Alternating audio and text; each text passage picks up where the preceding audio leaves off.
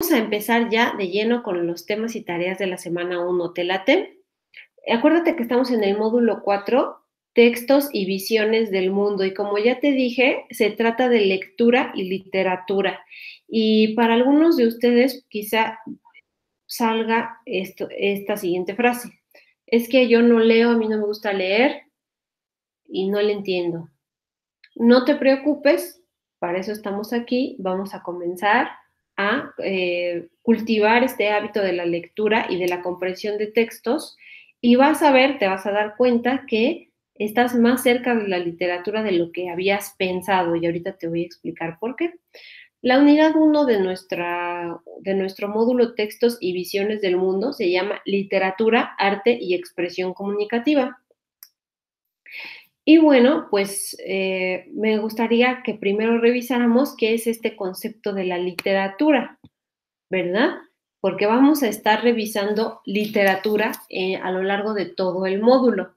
Las 4 semanas vamos a leer varios textos de diferentes autores de diferentes partes del mundo, de diferentes géneros literarios, pero antes de ir al análisis de aquello, pues tenemos que ver qué cosa es la literatura.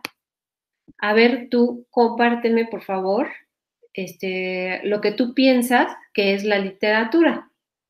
Así rápidamente, en una palabra, en una frase corta, por medio del chat de YouTube, me gustaría saber tus impresiones sobre este tema.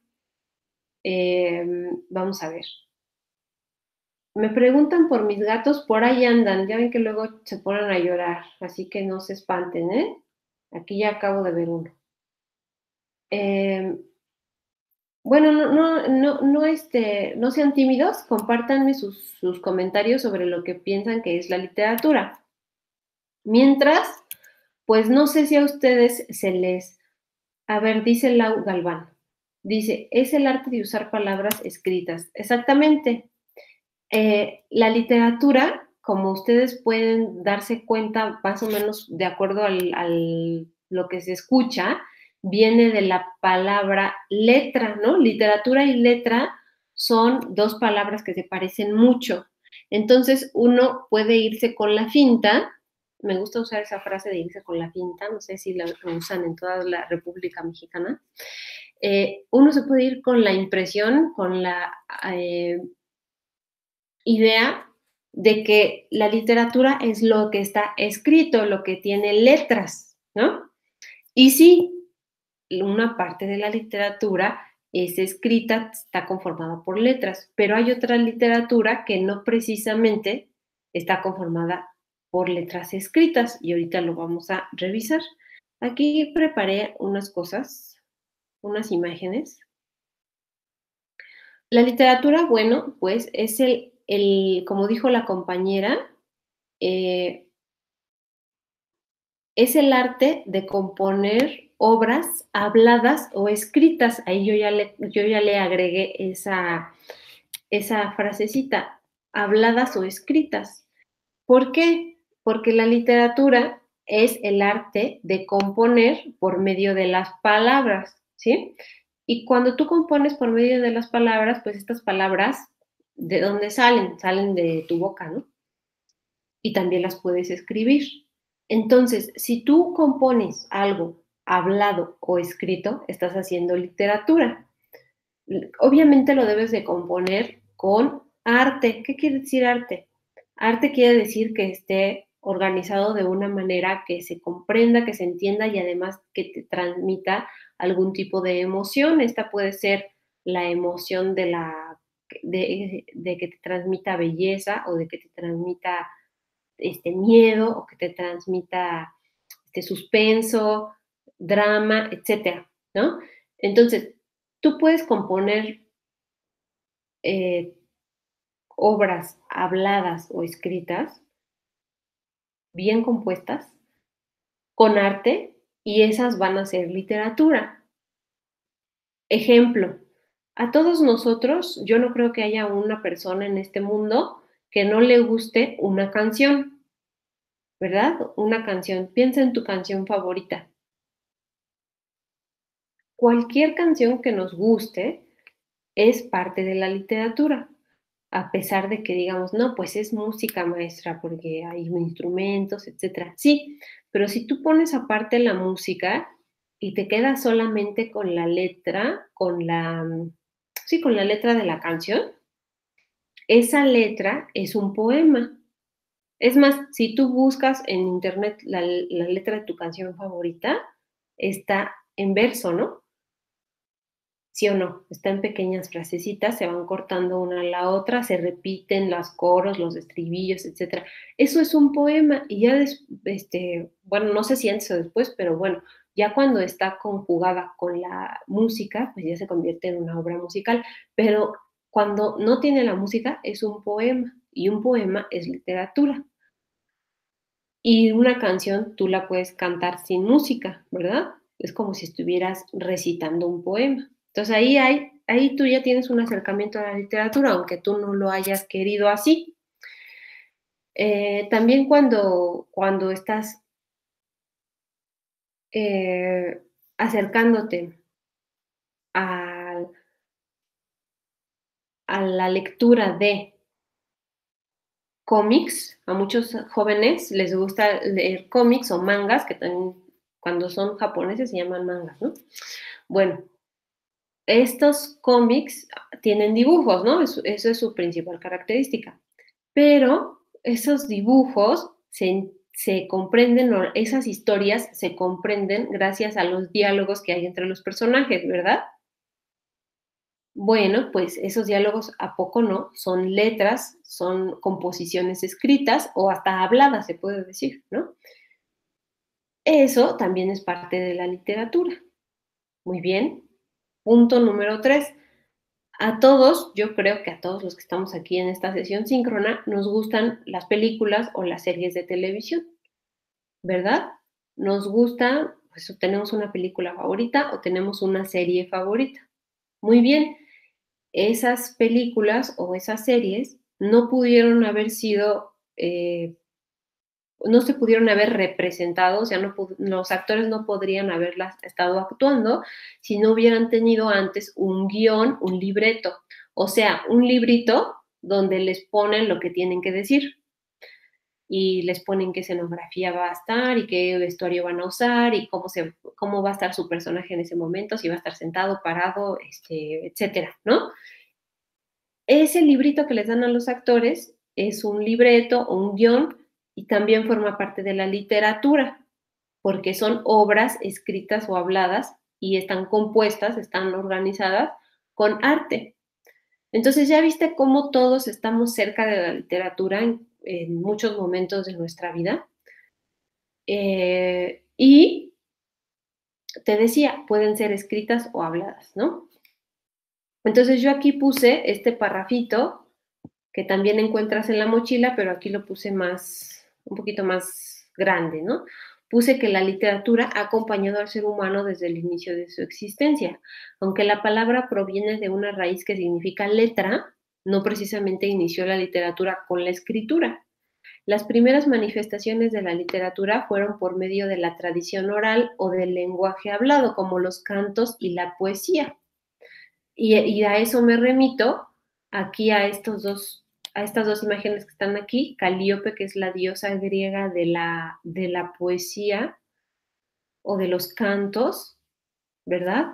No precisamente eran escritos, eran también cantos y eso era parte de la literatura. Y nuestros ancestros aztecas o mexicas, y bueno, me imagino que también en las otras culturas originarias, aunque ahorita nada más voy a remitirme a esta, tenían una expresión que se llamaba Inxochitl Incuicatl, la flor y el canto. Para ellos esa frasecita, Inxochitl Incuicatl, significaba la poesía o la literatura, lo que ahora traduciríamos como literatura, y se representa en los códices con esta como vírgula que está aquí, con este simbolito, ¿sí lo ves?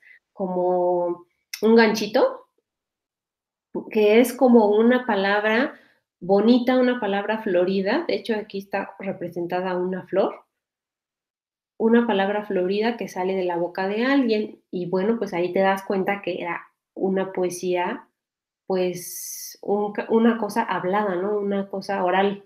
Oral quiere decir que está expresado por medio de la boca. Muy bien. Entonces, en Xochitl Incuicotli era también la literatura. Y posteriormente se plasmaron las creaciones de los seres humanos en piedra, papiro o papel, y eso también tienes tú que saberlo. Las primeras cosas, las primeras escrituras de los hombres, pues no fueron precisamente en un papel, ¿no?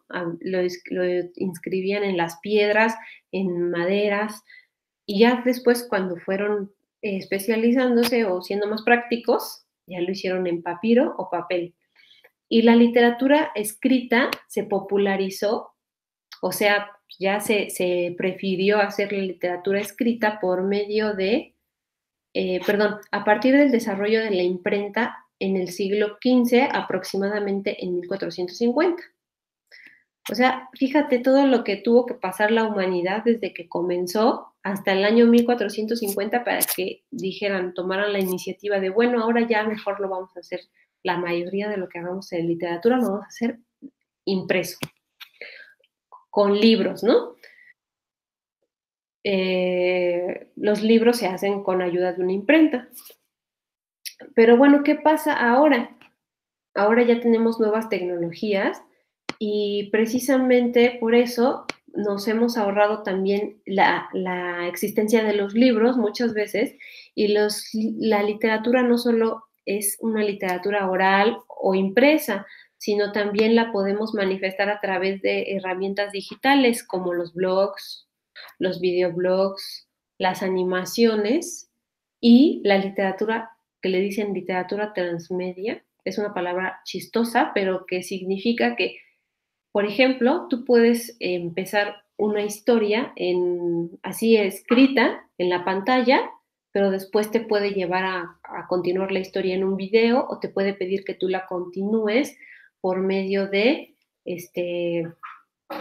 una intervención tuya. Y esto me lleva a pensar en los videojuegos. Yo estoy casi segura que muchos de los que están viendo esta sesión les gustan los videojuegos, ¿verdad? Y bueno, yo no soy muy fanática de esto, entonces igual y no soy muy precisa en lo que voy a decir, pero yo sé que los videojuegos de ahora, uno está jugando y algunos videojuegos te dan la oportunidad de tú elegir qué camino tomar, ¿no? Y de acuerdo al camino que tomes, la historia se va transformando. Y bueno, la historia que tú vas creando en ese juego es diferente de acuerdo a las decisiones que vas tomando, de acuerdo a tus intervenciones. Se podría decir que los juegos, este tipo de juegos que estoy diciendo, son una especie de literatura transmedia en la que tú intervienes también en la historia y eso pues está muy padre, ¿a poco no? A mí me gustaría mucho poder entenderle a esos juegos, pero como pues la verdad como que no les agarró la onda, pues no, pues no. Entonces, gracias por los comentarios que me están compartiendo. Entonces, ustedes me comentan que la literatura es el arte de usar palabras escritas. eh, la literatura es un arte, sí, el arte de leer y escribir. El arte de leer y escribir, pues es parte de la literatura. Todos podemos leer y escribir, pero no todos nos animamos a escribir literatura, ¿no? Eh, y cuando ya nos animamos a escribir literatura, pues ya está más padre, ya estamos haciendo literatura. Pero en realidad leer, aunque algunos cuestionarían lo que estoy diciendo y me dirían que leer también es parte de la literatura, entonces lo vamos a dar por buena, Franz. Es un arte de expresar sentimientos de manera escrita. Exactamente, tú cuando escribes una carta, con mucha emoción y le pones de tu cosecha, como decimos, estás escribiendo literatura. Es un arte de expresión, sí. Expresarte por medio de la escritura, sí. El motor para echar a volar la imaginación, sí, es una de las utilidades de la literatura. Conjunto de conocimientos sobre textos, bueno, sí, también saber mucho sobre textos te da un cierto bagaje literario, aunque no precisamente estás haciendo literatura. Hacer literatura ya es cuando te pones a escribir o a imaginar textos, ¿no? o a crear textos o historias. Se basa en el uso del lenguaje, sí, el arte del habla, el arte representado en obras literarias, una expresión escrita o narrada, exacto. Este, ay, ay, ay. Alguien había dicho algo de las canciones y ya se me fue. Se me fue, pero bueno, para escribir las canciones escriben o modifican y eso lo hace parte de la literatura, sí. Yo estoy segura que ustedes han escrito una que otra obra literaria, sin que ustedes se hayan dado cuenta. Si escribieron una carta, ya escribieron una obra literaria. Si por ahí escribieron un poema, aunque no se lo hayan enseñado a nadie, ya escribieron literatura. Bueno, en fin. eh, Aquí está otra foto de la primera imprenta, así más o menos eran las imprentas donde se imprimieron los primeros libros. Y bueno, aquí es una imagen del libro impreso y el libro digital que les decía, ya no necesitamos ni siquiera la imprenta, ya con tener un dispositivo móvil ya podemos tener acceso a la literatura. Muy bien, ok. Entonces ese era el primer tema. Ya más o menos todos sabemos qué es la literatura y que no solamente, eso quiero que a ustedes les quede claro, que no solamente es escrita, sino también puede ser oral. ¿Ok? Hay otro tema que también es importante de revisar, que es la lectura de exploración y la lectura analítica. Yo creo que se lo voy a pasar a un poquito más adelante. Ahora, nosotros ya estamos accediendo, teniendo contacto con textos literarios, ¿no? Que en este caso, como nosotros estamos estudiando por medio de una plataforma digital, pues vamos a tener contacto con estos textos literarios por medio de las pantallas y de los archivos que nos empiecen a transmitir, ¿no? Estos van a ser los textos literarios. En alguna de las semanas también vamos a poder ver videos o escuchar audios que también van a tener literatura, porque ya te digo que la literatura no solamente es escrita, también puede ser hablada o actuada, ¿no? Por lo de las películas y las series. Bueno, pero todos estos textos literarios, incluyendo los que se dicen o los que se actúan, tienen un fondo y una forma. ¿Y qué es eso del fondo y la forma? Eso, por favor, pon atención porque quizá ya lo has visto antes, pero es importante que lo repasemos ahora. Estoy poniendo un poema que mejor voy a poner el de Sor Juana Inés de la Cruz, como que me late más ese. Permíteme tantito. Es un poema, ¿no? De Sor Juana Inés de la Cruz. Después abundamos un poquito más en quién es ella. Este es un ejemplo de un texto literario, esto que tenemos aquí. ¿Por qué es un texto literario? Porque utilizó el lenguaje, en este caso el lenguaje escrito, lo compuso de una manera particular, de una manera artística, para transmitir una idea, un mensaje, un sentimiento, una emoción o todo esto junto, ¿no? Esto por eso es una obra literaria, ¿ok? Bueno, esta obra literaria, este texto literario, tiene un fondo y una forma. ¿Y cuál es el fondo y cuál es la forma? Y me vas a decir, pues el fondo es blanco y la forma son las letras. No, no es así. A ver, alguien, si gusta compartirme qué es el fondo y la forma, se lo agradecería. A ver, vamos a ver. Dice Juan Pablo Domínguez. Dice, ya me había espantado porque no estaba entendiendo nada, pero qué bueno que la maestra le tocó dar este módulo, ya tengo paz. Excelente. Soy fan de la poesía, dice Manuel. En mi caso inicié un blog a partir de que tuve una cirugía bastante... excelente. Pues a ver si después nos compartes tu blog. Bueno, a ver, ¿qué es el fondo y qué es la forma? Según lo que ustedes piensen o consideren. El fondo, vamos a decirlo de esta manera, el fondo, bueno, no, mejor vamos a empezar por la forma. ¿Qué es la forma? Por ejemplo, una forma de un círculo, ¿no? Una forma de un cuadrado, un rectángulo, todo eso son formas, ¿no? Estoy en buena forma, también decimos, o sea, tengo un buen cuerpo o tengo una buena salud, o sea, me veo bien.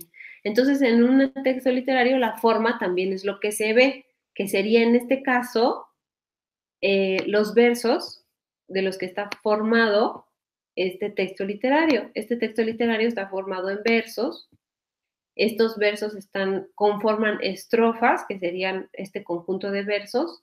Cada 4 versos sería una estrofa diferente, y aquí en este caso cada 3 versos. Y en el caso de los sonetos, pues cada verso, imagínate, cada verso tiene un determinado número de sílabas, que son 11 sílabas. Cada verso, si tú te pones a contarlo con mucho detalle, te vas a dar cuenta de que cada verso tiene 11 sílabas. Ajá. Imagínate el interés que le tuvo que poner Sor Juana Inés, que es la autora de este poema o este soneto, para que cada verso tuviera 11 sílabas. Ella tuvo que haber elegido las palabras adecuadas para que no se le pasaran las sílabas. Y bueno, no solamente esto de las sílabas, también que rime, ¿no? En su caso de los sonetos riman amante, constante, ingrata, maltrata, diamante, triunfante, trata, mata, deseo, veo, enojo, escojo, empleo, ¿con qué? Con veo, y escojo con despojo. Imagínate todas las cosas que tuvo que pensar Sor Juana Inés para darle forma a este soneto, porque los sonetos tienen estas características. Un soneto, para que sea soneto, tiene que ser un poema de 14 versos, 3, 4, 8, 9, 10, 11, 12, 13, 14 versos en decasílabos, es decir, que cada verso tuviera 11 sílabas y que rimaran de esta manera en que ella las rima. Si no cumple con estas características, su maestro de sonetos le dice tache, no es un soneto y no se lo aceptaba. Entonces, ella tuvo que pensar en esta forma. Entonces, la forma se refiere a la manera en que está escrito, a las sílabas que tiene, a si está escrito en verso o en prosa, si rima o no rima, y los recursos literarios que utiliza, que en este caso no los vamos a analizar, pero acuérdate que existen las metáforas, las comparaciones, etc. Todo eso es la forma que le dio a su texto literario. Y después está el fondo. ¿Y cuál es el fondo? Bueno, imagínate un vaso de chocomilk, ¿verdad? ¿Y cuál es la forma? Pues la forma del vaso, ¿no? No, pues que a mí me gusta el vaso que tenga asa, o sea, que sea una tacita. No, no, pues a mí me gusta que tenga unos dibujitos de vaquita, ¿no? Esa es la forma. Y el fondo, que es el fondo, pues es el sabor al chocomilk, ¿verdad? Del chocolate. Entonces, en los textos literarios, el fondo es el sabor, lo que me está transmitiendo este texto literario. En el caso del soneto de Sor Juana, ya vimos que la forma son los versos, las estrofas y las rimas, y el fondo, ¿cuál será? Todavía no lo hemos revisado. Vamos a ver la primera estrofa, a ver si nos damos una idea de cuál es el fondo, o sea, el sabor de qué trata este texto literario. El soneto que escribió Sor Juana, los sonetos antes, no los sonetos y los poemas en general antes no les ponían títulos, entonces por eso todos se llaman sonetos y tienen un como subtítulo donde la persona que los recopiló trata como de explicar de qué tratan, pero no, a veces no nos ayuda mucho, ¿no? Entonces aquí la persona que recopiló este soneto dice, prosigue el mismo asunto y determina que prevalezca la razón contra el gusto. Más o menos nos dice de qué trata, no nos da muchas pistas. Esto no lo puso Sor Juana, lo puso la persona que recopiló estos sonetos. Lo que sí escribió Sor Juana son estos versos que están aquí. Y dice la primera estrofa lo siguiente, al que ingrato me deja, busco amante, al que amante me sigue, dejo ingrata. Constante adoro a quien mi amor maltrata. Maltrato a quien mi amor busca constante. Y más o menos nos damos cuenta de que trata del amor, ¿verdad? Y de una cosa que nos pasa mucho cuando estamos enamorados. Al que ingrato me deja, o sea, a quien me deja mala onda, busco amante. O sea, yo lo busco con amor. La persona me deja mala onda y yo lo busco con amor. Al que amante me sigue, dejo ingrata. Y en cambio, al que yo le gusto, lo dejo mala onda, ¿no? Ingrata es mala onda. Constante adoro a quien mi amor constante adoro a quien mi amor maltrata. Esto nos pasa siempre, ¿no? Yo quiero mucho, constantemente adoro a quien mi amor maltrata, al que no me pela. Y maltrato, y eso también lo hemos hecho, ¿a poco no? No me digan que no. A quien mi amor busca constante, a quien busca, a quien todos los días me dice, ¿cómo estás? ¿Cómo te ha ido? Que sabemos que le gustamos y nosotros, ¿qué hacemos? Lo maltratamos o la maltratamos, ¿verdad? Entonces, es un fondo del tema amoroso, pero no precisamente el amor romántico o que se cumple, sino un amor un poco maltratador y maltratado, ¿verdad? ¿Qué opinas? ¿Cómo vamos hasta este momento? El fondo, a ver, vamos a ver, ya me están compartiendo, excelente. A ver, a ver, a ver, a ver. El fondo son las ideas, pensamientos, emociones o problemas. Exacto. El fondo son las ideas. Exacto.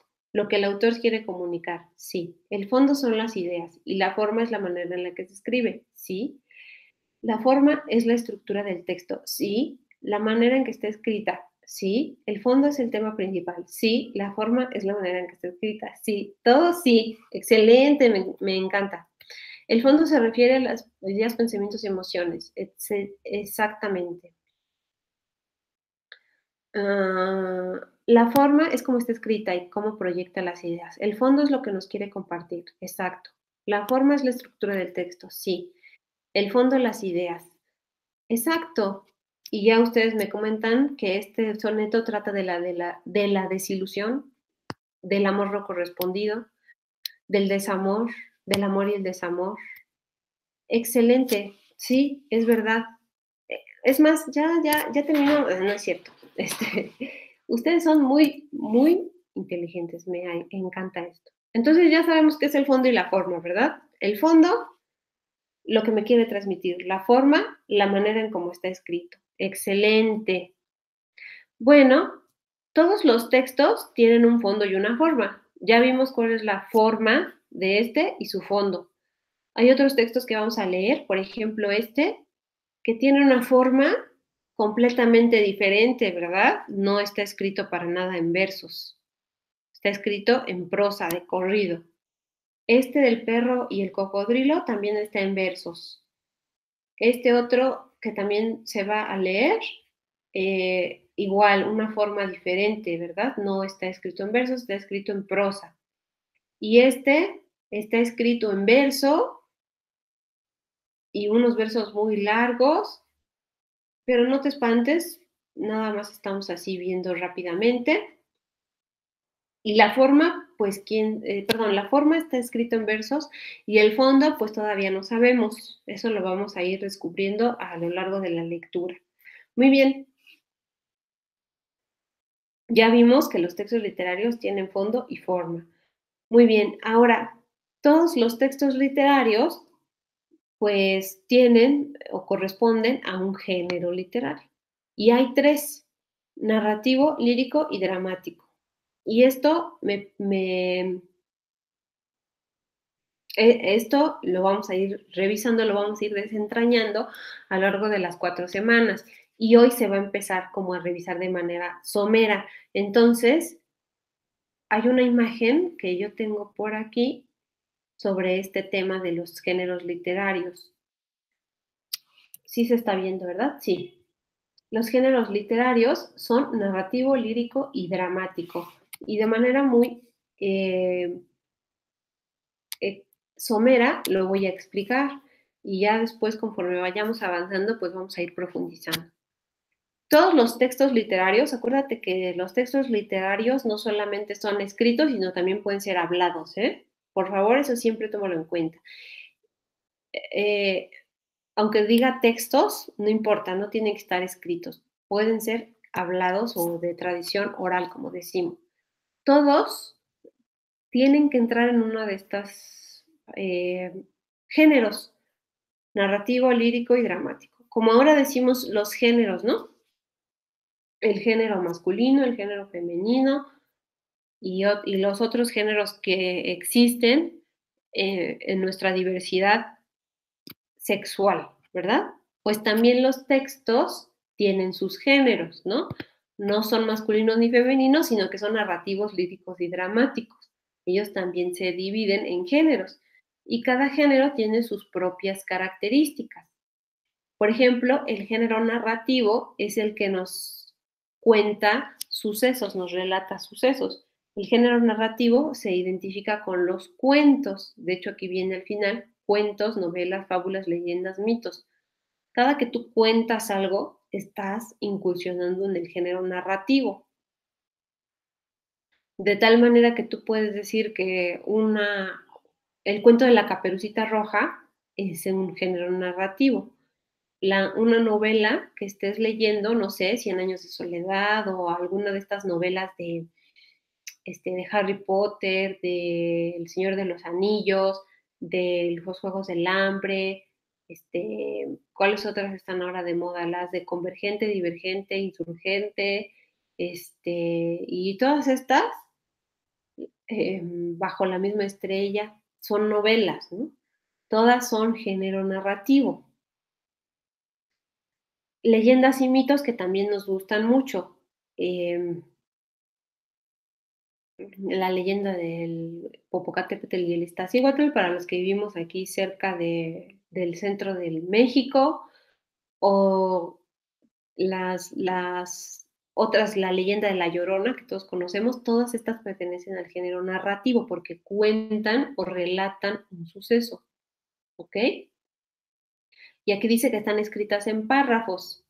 De manera que este cuento que está aquí de La canción del oro o este otro que está aquí del Rey Burgués, son cuentos porque están escritos en párrafos. ¿Te das cuenta que están escritos en párrafos? Ajá. Entonces, pertenecen al género narrativo y cuando ya tú los lees te das cuenta que te están contando una historia. ¿Ok?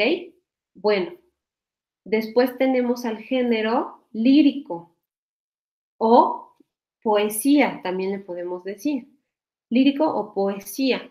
Y está escrito en versos, como dice aquí, y versos y estrofas. Y los poemas y las canciones son ejemplos del lírico, del género lírico. ¿Y por qué se llamaba lírico? Porque es en el inicio de la literatura, pues sí, como ya te dije, la literatura ha acompañado al hombre desde que el hombre existe. Cuando se recitaban poemas, se hacía con música, ¿no? También eso creo que ya te lo dije. Los primeros poemas que el hombre recitó se recitaban acompañados de música. Y, por ejemplo, los griegos lo hacían acompañados de la lira, que es como un tipo de arpa. Si no me equivoco, vamos a ver aquí. Lira, instrumento, porque hay lira, sí, mira, es como un arpa. Esta es una lira. Entonces, mira, aquí está esta figurita. Es una mujer griega que está tocando la lira y ella misma o otra persona recitaba un canto o un poema.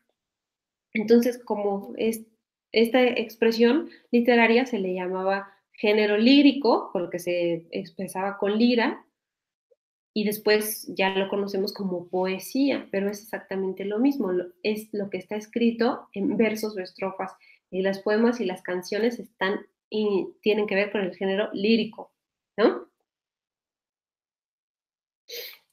Eh, y el género dramático, hay personas a las que les decimos que son unas dramáticas, ¿no? Ay, eres una dramática o eres un dramático. ¿Por qué? Porque exageran mucho sus emociones, como si las estuvieran actuando, como los actores. Entonces, el género dramático es aquel en el que intervienen actores pero no porque intervengan actores que es género dramático, no, sino porque el género dramático tiene la intención de representar sus situaciones. Por ejemplo, en las obras de teatro, que ojalá haya sido alguna, ya tú ves que los actores representan una situación, o en las pastorelas se representa pues el nacimiento de Jesucristo, ¿no? O en la pasión de Cristo se representa la muerte de Jesucristo, o que es la pasión de Cristo es cuando la representan los actores, pues es una obra dramática porque los actores representan emociones, pues las representan de manera exagerada, ¿no? Para que se vea más, para que se note más. Y lo importante del género dramático es que hay diálogos y acotaciones o actos y escenas, ¿no? Como en estas obras que se representan, en las obras dramáticas. Y todas las obras de teatro o los guiones, que ya, ¿te acuerdas que te decía? Ver una película o ver una serie también es parte del género dramático o es parte de la literatura. Bueno, pues también podríamos decir que de alguna manera corresponde al género dramático porque los actores están interpretando acciones, están representando situaciones y para ello utilizan un guión o un libreto, eso también te lo dije hace rato, y este texto, el de la verdad sospechosa, que también lo vas a revisar, es un guión de una obra de teatro. ¿Y cómo nos damos cuenta? Porque aparecen los nombres de los personajes, aparecen los actos y aparecen, cada que van a hablar, aparece su nombre antes. Así tú te puedes dar cuenta que lo que estás leyendo es un guión o un libreto o un guión de una obra de teatro y aparecen acotaciones. Vamos a ver si aquí la encuentro rápidamente. Ajá, aquí es donde dice base, o más bien que dice se va, salen, entran, en silencio, aparte. Todo eso son acotaciones, instrucciones para que el actor siga. No las tiene que decir, sino las tiene que hacer. Por ejemplo, aquí sale Jacinta Lucrecia con mantos, cae Jacinta y llega don García y le da la mano. Todo esto no lo tienen ellos que decir, sino lo tienen que hacer. Son acotaciones. Esto es un guión teatral y lo que está aquí es una obra de teatro que después se pretende que los actores interpreten esta obra de teatro, ¿ok? Y ese es el género dramático. Entonces, todos los textos literarios tienen que encajar en una de estas, narrativo, lírico o dramático, ¿ok? Y los que vamos a revisar esta semana corresponden a estos géneros literarios. Bueno, vamos a ver qué más hay. Lírico es poesía exactamente por la lira.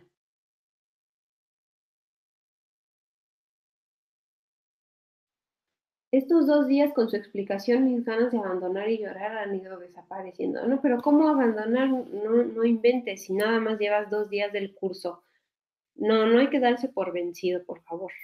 Em, Tengo una duda con respecto a ahorita vamos a las tareas. Primero necesito explicar un poco los temas, si no, luego siento que no les dije nada, que nada más les dije cómo hacer la tarea y eso no me late tanto.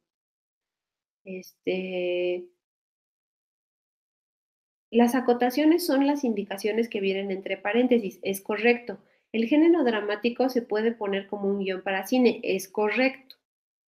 Después, cada uno con su creatividad puede transformar, por ejemplo, un cuento en una obra dramática, ¿no? Pero eso ya es aparte. Y bueno, eso no tiene límites, ¿no? Cada quien puede hacer con la literatura lo que quiera. Para eso es el arte, para hacer lo que uno quiera. Pero ahorita nos vamos a enfocar en que hay estos 3 géneros, ¿ok? Muy bien. Entonces ya vimos rápidamente esto, ya vimos lo del fondo y la forma. Ahora vamos a ver lo del contexto. Bueno, como tú sabes, cada uno de los textos literarios, pues no cayeron del cielo, ¿verdad? Sino que los escribió una persona o varias personas, ¿no? En el caso de los primeros escritos literarios, se sabe que los escribían en conjunto, aunque era una persona el que los transcribía, en realidad estaban enriquecidos de las historias de toda la comunidad. Por ejemplo, las leyendas y mitos que nosotros conocemos como el que ya dije de La Llorona, si tú te das cuenta, es una historia comunitaria. De hecho, en toda la República Mexicana conocemos la historia de La Llorona, pero cada quien conoce una versión diferente, porque en cada comunidad le fueron poniendo unos detalles pues, más acordes al interés de la comunidad, ¿no? Eh, Obras también muy importantes. Bueno, te iba yo a poner el ejemplo de la Ilíada y la Odisea, pero no me voy a ir a ese ejemplo porque a lo mejor no sabes de qué estoy hablando, pero todos conocemos que existe la Biblia, ¿verdad? La Biblia, el Antiguo y el Nuevo Testamento. Bueno, pues es un libro que fue escrito de manera comunitaria, ¿verdad? Lo escribieron varios autores. Bueno, antes, en los inicios de la literatura, las obras se escribían de manera comunitaria. Ahora ya cada quien es muy aferrado a que no, eso yo lo escribí y tienes que decir que yo lo escribí, si no te voy a demandar por derechos de autor. Ahora ya somos más, este, no individualistas, sino más apegados a la idea del autor, de que hay un solo autor, pero antes no importaba. Los cuentos como La Caperucita, La Blancanieves, La Sirenita, todos estos, no los escribió una persona, los escribió la comunidad y después algunas personas se pusieron a recopilarlos, pero eran historias que andaban ahí vagando en toda la comunidad. Bueno, te digo, no vienen del cielo, los crean los seres humanos, ya sea en comunidad o de manera individual. Pues bien, cada autor tiene o comunidad tiene un contexto diferente, es decir, no fueron escritos ni en el mismo tiempo, ni en el mismo lugar, ni en el mismo año, ni en el mismo siglo, ni con la misma intención, ¿verdad? Cada quien estaba pensando en una cosa diferente cuando escribió esos textos. Por ejemplo, solamente por poner un ejemplo, Sor Juana, si tú sabes un poquito de la historia de Sor Juana, o por el nombre, te puedes dar cuenta que era una monja, ¿verdad? Tú saca un billete de 200 pesos que tengas, ahí está Sor Juana. Bueno, Sor Juana era una monja. ¿Qué interés podría tener una monja por escribir? Bueno, en el caso particular de Sor Juana, su principal interés de escribir era porque, pues a ella, para empezar, le gustaba. En segundo lugar, ella lo hacía muchas veces porque le encargaban, como escribía muy bien, le encargaban muchas obras literarias. Y en tercer lugar, porque era su manera de estudiar. Ella, por medio de la literatura, estudiaba sobre muchas cosas, muchas ciencias y disciplinas, y por ello, pues a ella le interesaba mucho la literatura. Entonces ella vivía en el siglo XVII, estamos en el siglo XXI, entonces ¿hace cuántos siglos son? 7, 18, 19, 20, 21, hace 4 siglos, 400 años de que vivió Sor Juana.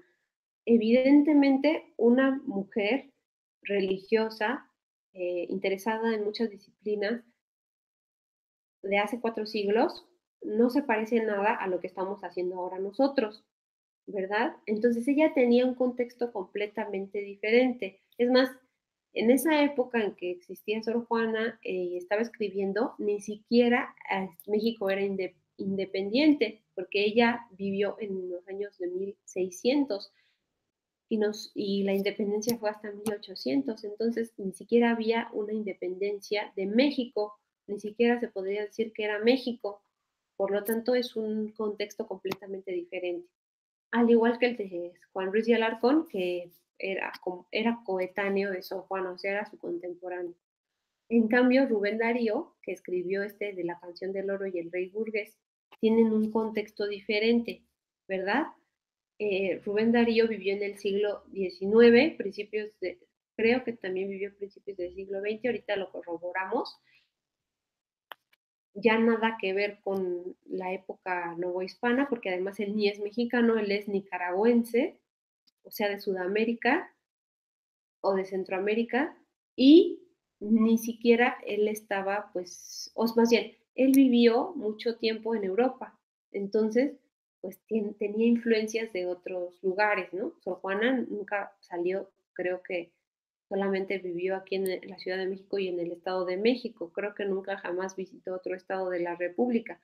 En cambio, Rubén Darío visitó a otro continente, muy diferente el contexto de cada uno, ¿no? Eh, etcétera.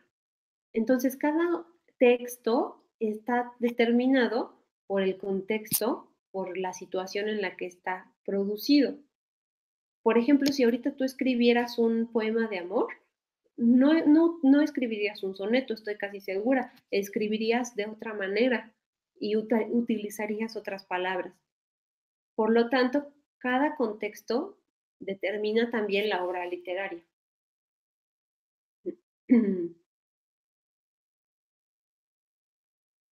Y ahí ustedes me están compartiendo, El Ibar, la verdad sospechosa, aunque sea una comedia, entonces es dramático por ser una obra de teatro, sí. Y ya me están compartiendo comentarios. Ahora, quizá valga la pena hacer esta aclaración sobre el género dramático para aclarar un poco la duda que tiene la compañera Eli. Como ya les decía, le decimos dramáticas a las personas que exageran mucho, ¿verdad? Pero eso derivó porque los actores tienen que exagerar sus emociones, pero los actores pueden interpretar obras tristes como obras alegres, ¿verdad? O sea, pueden interpretar tragedias donde todos se mueren, como la de Romeo y Julieta, o comedias donde nos pasamos riendo todo el rato. Entonces, el género dramático se divide en tragedia, de manera general, porque vas a encontrar divisiones del género dramático, muchas, pero de manera general podríamos decir que existe la tragedia, las historias tristes, y comedia, las historias alegres. Entonces, el género dramático, la comedia es parte del género dramático. Y dramático solamente significa que exageran sus acciones y no precisamente es triste o que es exagerado como para mal, ¿no? Sino más bien que son actores. Eso significa que es un dramático, que está actuando, no tanto que le esté pasando una cosa grave. Es importante eso y espero que les haya quedado un poquito más detallado esto. Muy bien, entonces ya sabemos que cada obra literaria tiene su contexto. Y ahora, ¿cómo nosotros nos vamos a acercar a la literatura, los textos que vamos a leer esta semana y bueno, pues todas las semanas? Nos vamos a acercar, como ustedes ya bien lo señalaron al inicio de esta sesión, por medio de la lectura, por medio del acto de leer. Yo colaboro con la literatura cuando la leo, ¿verdad? Y también cuando la interpreto, cuando la escribo, cuando la reinterpreto. Pero bueno, lo primero que hago es leer. Pero hay varias maneras de leer y las vamos a utilizar estas dos maneras de leer en este curso. La lectura de exploración y la lectura analítica. Pon atención, por favor. La lectura de exploración, para ello voy a ocupar el texto, mejor el de Rubén Darío, el del Rey Burgués. La lectura de exploración es la lectura superficial, por decirlo de otra manera, la lectura en la que tú nada más te asomas rápidamente a lo que contiene el texto sin profundizar en el fondo, ¿no? O sea, sin irte a lo del que trata, etc. Nada más te asomas, como hojear una revista o un periódico, eso es la lectura de exploración. Te fijas cuál es el título, este libro se llama Azul, su autor es Rubén Darío, te fijas, no sé, quizá el año en el que fue impreso, en el 2003, bueno, en este caso editado en el 2013, te fijas en el índice, los cuentos que trae, te fijas, aquí está la foto de Rubén Darío, su biografía, aquí ya empieza el libro como tal, cuentos en prosa, el primer libro se llama El Rey Burgués, tiene un subtítulo que es El Cuento Alegre, está separado en párrafos y cada párrafo está separado con este como asterisco que me indica como que es una parte diferente de la historia, tiene algunos diálogos, Yo no estoy leyendo nada todavía, ¿verdad? Estoy dándome por encimita la cuenta de qué trata. Y en la página 22 acaba el primer cuento, y esto es una lectura de exploración. Ya no me fui al fondo. La, en este que es La verdad sospechosa, vamos a hacer una lectura de exploración. Tiene un título que se llama La verdad sospechosa, dice que es una comedia famosa que hizo Juan Luis de Alarcón y Mendoza, que es la misma persona, ¿eh? Aquí están los personajes, tiene el acto uno, vamos a ver qué más tiene. Acto uno, acto 2, acto 3. En el acto uno están don Beltrán, García, Tristán, salen otras personas por ahí. Están muy largos los diálogos, tiene muchos versos, estos numeritos me indican los versos. Eh, Todavía no sé de qué trata, pero es una lectura de exploración. Ya me di cuenta que tiene acotaciones. Esto es la lectura de exploración, esto que estoy haciendo, y esto lo hacemos siempre, ¿no? Vamos a nosotros a ir por la lectura de exploración, lo primero que vamos a hacer es eso, la lectura de exploración.